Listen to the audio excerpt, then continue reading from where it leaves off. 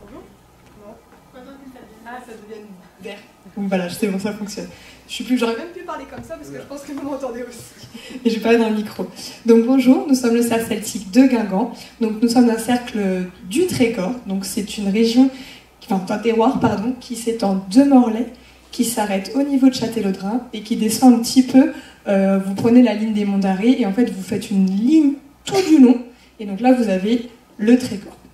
Donc aujourd'hui nous allons vous présenter deux modes qui se côtoyaient, on peut parler comme ça, dans les années 1900, puisque notre chorégraphie cette année porte sur les lavandières dans la ville de Pontrieux en 1907. Donc tout d'abord, la première mode que vous allez voir devant vous est une mode plutôt portée par les femmes aisées, les femmes de la ville, on va dire. Surtout, on a considéré que c'était les femmes des grands propriétaires de la ville de Pontrieux, qui du coup étaient de manière plus aisée, et donc portaient des tissus plus nobles. Donc je vais vous les détailler. Alors, la première chose que vous pouvez remarquer, c'est l'aspect général du costume. Donc dans les années 1900, la mode voulait que le volume du costume se porte sur l'arrière, avec des hanches amples. Donc nos dames, à m'y donner leurs jupons, et portaient plusieurs jupons en dessous, afin de donner du volume et de l'ampleur à leurs jupes pour coller avec la mode de l'époque.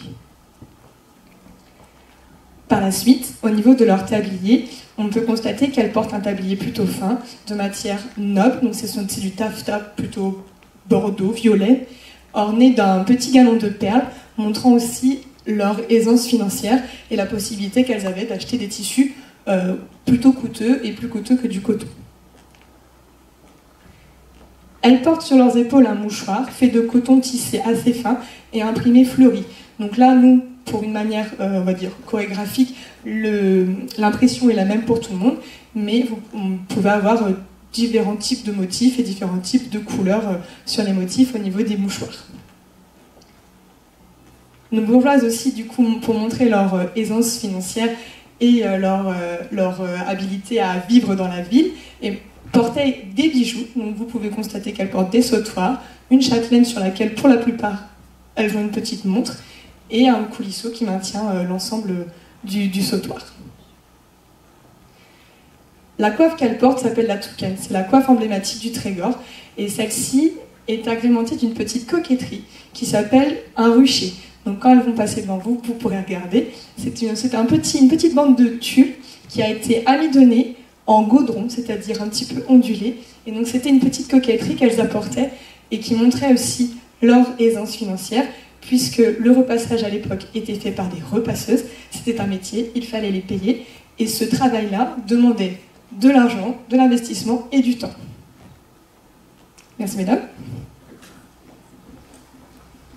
Donc ensuite, nous allons accueillir le groupe des bourgeoises, des lavandières, après les bourgeoises.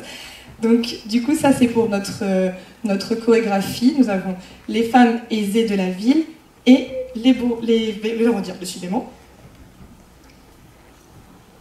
Donc vous allez constater tout de suite que nos lavandières ont à peu près la même base de costume que les bourgeoises. Simplement, de par leur travail, elles apportaient moins de volume à leurs habits, pour une question, on suppose, de facilité de déplacement et de mouvement.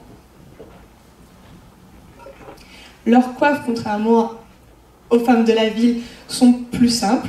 Elles ne sont pas forcément brodées. Elles sont sans rucher. Du coup, ce sont des coiffes de tous les jours. Au niveau de leur tablier, ici, pour un souci pareil d'esthétisme dans la chorégraphie, nous avons choisi des couleurs plutôt bleues. Vous voyez que ce sont des cotons plutôt simples, de couleurs unies ou à motif. Et certaines d'entre nous, nous portons des mouchoirs, mais du coup les nôtres sont faits d'un lainage simple, donc là de couleur bleue. Il pouvait y avoir des couleurs noires, il pouvait aussi avoir des couleurs rouges, ça dépendait de la femme et de son envie de couleur. En fait, c'était vraiment, on va dire, femme dépendante ou lavandière dépendante. Certaines d'entre elles portent des manchons. Alors au niveau des lavandières, elles en avaient parfois pour travailler le linge, pour éviter l'usure prématurée de leur habit de tous les jours, donc de leur corphène, ce qu'elles portent en dessous. Mais on imagine que quand elles travaillaient dans l'eau, elles les retiraient, puisque une manche ou un manchon mouillé, c'est mouillé pareil. Merci, madame. Donc ensuite, donc je ne sais pas trop si c'est comme ça qu'on vous l'annonce par rapport à la question qu'on a choisie. Donc nous avons choisi de la manière dont nous amidonnons nos coiffes. Alors du coup, on a quelques accessoires. Donc on va essayer de vous montrer comment nous allons passer de ceci, qui est une coiffe amidonnée, repassée, qui à l'origine était plutôt comme ça. Un petit peu moins rigide, en fait. Donc, tout d'abord, c'est très simple, comme n'importe quel tissu, comme n'importe quelle coiffe. Ah, non, c'est bon, t'inquiète pas. Je te remercie. Donc, il faut les laver, puisque ce sont on les porte, donc forcément, elles se salissent. Donc, nous les lavons avec plusieurs fois pour enlever l'amidon. Et donc, nous avons aussi, alors, du bleu, qui permet de blanchir les coiffes. Donc il faut vraiment pas en mettre beaucoup, sinon les coiffes deviennent bleues. Donc on les met dans l'eau de rinçage, et donc ça nous permet de blanchir davantage les coiffes et de leur rendre un petit éclat. Par la suite, du coup, nous utilisons, alors nous, on nous a appris et nous faisons avec de l'amidon de riz. Donc ici, il se présente sous forme de paillettes, enfin de copeaux, mais il existe aussi sous forme de paillettes. Donc là, nous, c'est plutôt c'est notre technique, c'est notre petite affaire, donc on l'utilise comme ça. Cela se dissout. Il existe aussi de l'amidon de blé. Donc l'amidon de blé, on nous l'a conseillé quand on nous a transmis la technique de l'utiliser pour tout ce qui est coiffe des années 1920, puisqu'il tiendrait mieux sur le filet. Alors nous, on ne doit pas être très doué avec parce qu'on n'y arrive pas. Donc on en a, mais on ne l'utilise pas.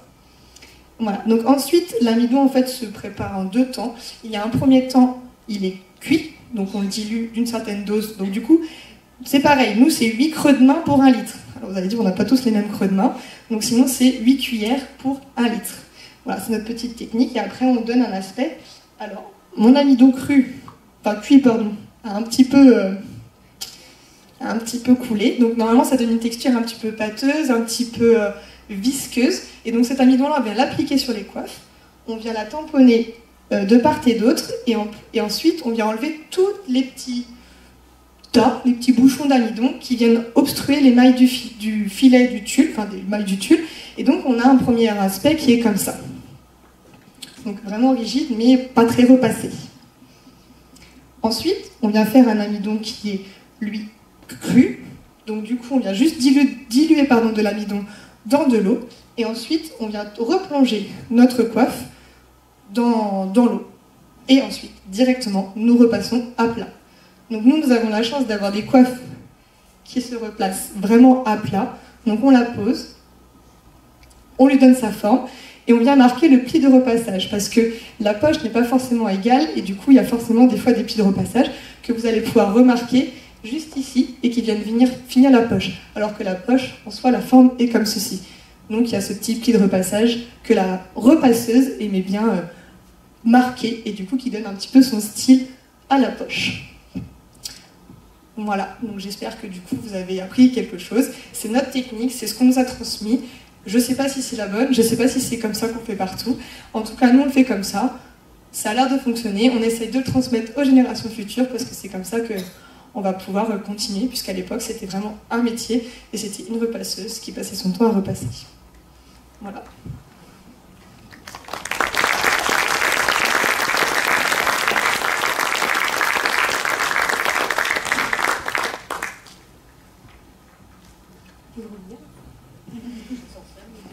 Merci pour la présentation. Vous nous avez indiqué, je crois, les matières des tabliers, oui, des mouchoirs. Est-ce qu'on pourrait en savoir un petit peu plus sur les costumes eux-mêmes, enfin la jupe et le corsage? Alors, au niveau de nos jupes, vous pouvez remarquer qu'on a les mêmes bases, que ce soit pour les femmes de la ville et les femmes de lavandières. Donc, ce sont des jupes faites de, nous, pour la plupart, du coton noir, plus ou moins épais en fonction de, on ne va pas vous le cacher, de ce qu'on pouvait retrouver au niveau des costumes. On a eu des vrais vieux donc des vraies vieilles pièces. Donc on a essayé de trouver les mêmes costumes, mais maintenant il n'y a plus les mêmes tissus. Et donc maintenant, c'est pas tout à fait les mêmes, donc on a essayé de s'adapter. Donc pour la plupart, ce sont du coton. Donc moi j'ai un coton qui est un petit peu plus épais par exemple que celle-ci, on voit bien qu'elle est plus fine. Voilà, donc ce sont pour la plupart du coton. Pour les corsages qui sont de couleur aussi, c'est du coton tout simple, doublé, et pareil pour les noirs.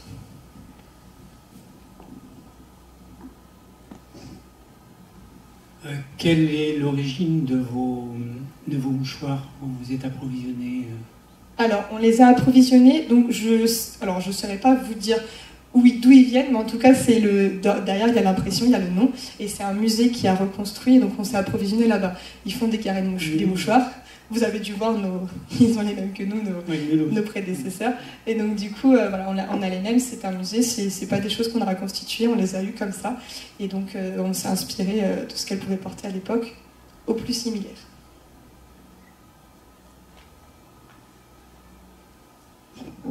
Vous nous avez expliqué l'amidonnage et le repassage. Après, au niveau du montage... Le montage de la coiffe en lui-même. Ouais. Alors, vous voulez parler de la pose? Non, du montage. Du montage. Alors, je suis pas du tout une experte. Je sais à peine coudre à bouton, donc comment vous dire que monter une coiffe, c'est pas trop mon truc. Mais cette année, on est en train d'y travailler. Vous avez une spécialiste qui le fait. Exactement. Et cette année, elle nous a sorti des nouvelles coiffes. Pauline, elle nous a fait des nouvelles coiffes. Donc, on va vous la présenter. C'est très bien que... Voilà. Donc, elle est similaire à la mienne, sauf que vous remarquerez qu'elle n'a pas son petit galon de dentelle.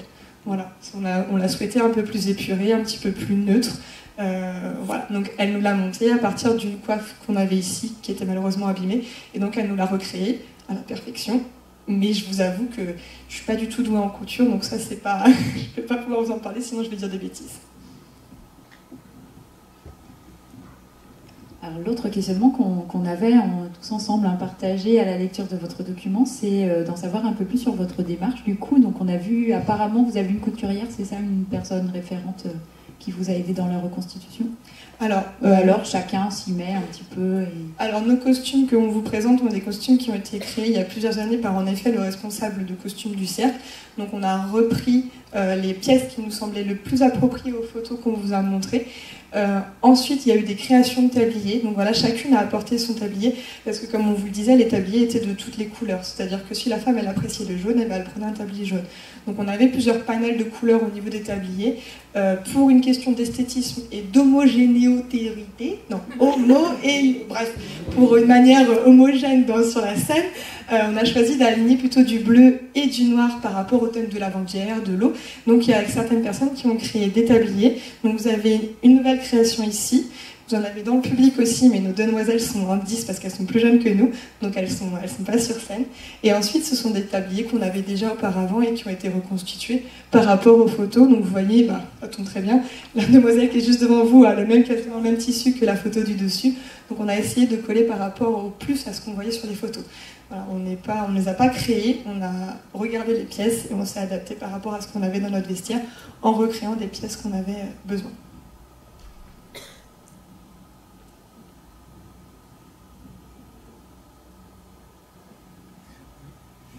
Vous pouvez nous parler des types de coiffures? Oui. Alors, nous avons plusieurs types de coiffures. Donc là, vous remarquez qu'on a des petites tresses. Donc la jeune femme qui est devant sur la photo les porte. Et ensuite, à côté, vous avez une femme qui est plus âgée, qui, elle, porte une coiffe qui, du coup, est aussi plus âgée. Enfin, plus âgée dans le temps, je parle. Alors après, on suppose, donc comme Isabelle qui est au milieu, vous voyez, elle a la même coiffure que la personne qui est ici. On suppose que dans l'évolution des mœurs, de la coiffure et du style, tout simplement, les femmes gardaient la coiffure qu'elles avaient toujours faite, mais se faisaient faire des nouvelles coiffes pour aller avec la mode de l'époque. Donc du coup, les coiffes changeaient. On voit bien que la coiffe de la personne qui est la plus âgée, surtout celle qui paraît la plus âgée sur la photo, porte une coiffe vraiment plus couvante au niveau du visage, avec je ne trouve plus mon mot, des bardes, voilà, sur le côté, qui sont plus larges. Donc du coup, on voit bien l'évolution qui glisse. On s'est adapté aux photos, donc voilà, du coup, on a à peu près l'exemple de ce qu'elle portait. Donc les petites tresses. Ensuite, il y a des petites tresses avec une raie au milieu.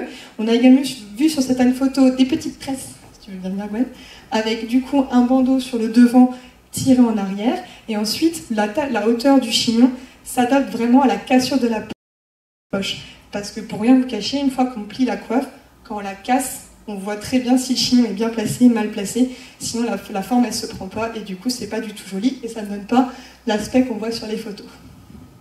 Donc c'est comme ça qu'on essaie de s'adapter, et donc après on pérennise le style, et on dit bah voilà c'est plutôt comme ça, et ça fonctionne bien comme ça pour plier les coiffes. Voilà.